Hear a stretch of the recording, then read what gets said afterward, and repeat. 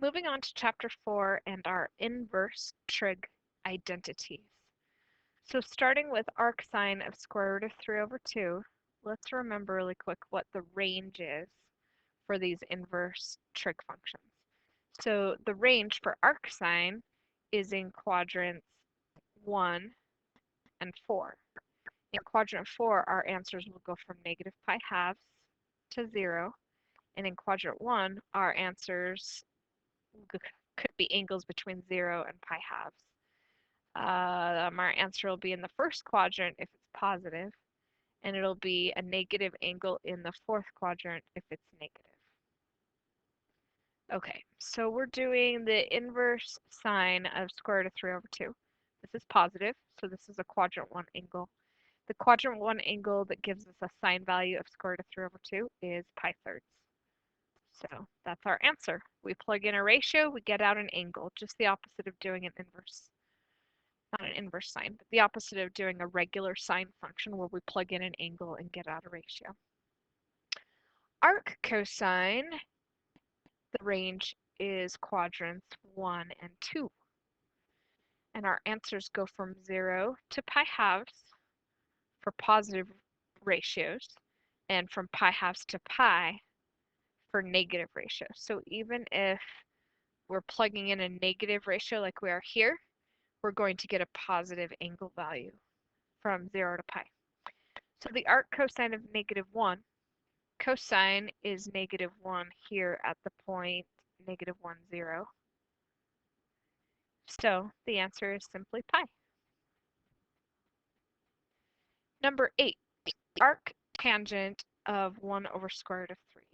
So arctangent is in quadrants 1 and 4, just like sine.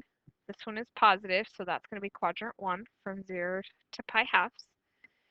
Square root of 3 over 3, which is what this would be simplified, is the ratio when we take the tangent of pi over 6. So the answer to this one is pi over 6.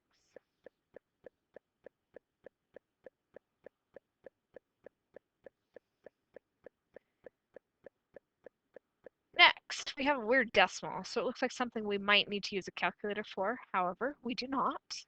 We're doing the arc cotangent of some weird ratio, 0.007. Arc cotangent exists in quadrant 1 and 2, just like cosine does, so our answers are from 0 to pi. Now the nice thing is we don't need to use a calculator to get an answer from 0 to pi, because once this answer is figured out, we plug it back in to the actual cotangent function to get a ratio. So we're plugging a ratio into an inverse, which gives us an angle from 0 to pi. And then that angle from 0 to pi, we're finding the cotangent of, which gives us a ratio. So this one's pretty easy. If you have the same thing here, and you're doing the ratio first to get an angle in either quadrant 1 or quadrant 2, this one would be quadrant 2 because it's negative. Then we do the cotangent of that angle. We're going to get a ratio back again, and that ratio is going to be exactly the ratio we started with. 007. I wonder if a James Bond fan created that problem. Okay, arc cosine of 7 pi over 6. Now we might think, oh, look, we're doing an inverse cosine and a cosine of the same angle, so shouldn't the answer just be 7 pi over 6? And not necessarily, in fact, no, it's not. We need to be careful with this, more so than we were with the last one. The last one we were plugging in a ratio, get in an angle, get out a ratio. But this time, when we're plugging in an angle, doing that might cause us to restrict it so that we will get an angle that's different than the one that's plugged in. So just remember, cosine again is quadrants 1 and 2. This is a third quadrant angle. So obviously, if we're doing an arc cosine, we're not going to have an answer that's a third quadrant angle. So our third quadrant angle would give us a negative ratio, and that would happen to be negative square root of 3 over 2. And then the arc cosine of negative square root of 3 over 2 would result in a quadrant 2 answer, because that's also where cosine is negative.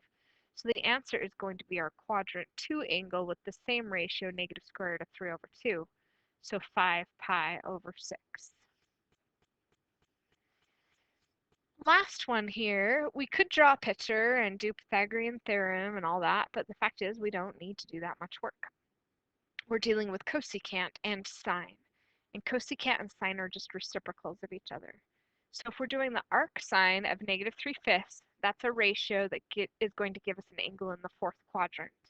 And then we do the cosecant of that angle in the fourth quadrant, we're just going to get the ratio for that same exact triangle. And since cosecant and sine are reciprocals of each other, the answer will simply be the reciprocal of -3/5, which is -5/3.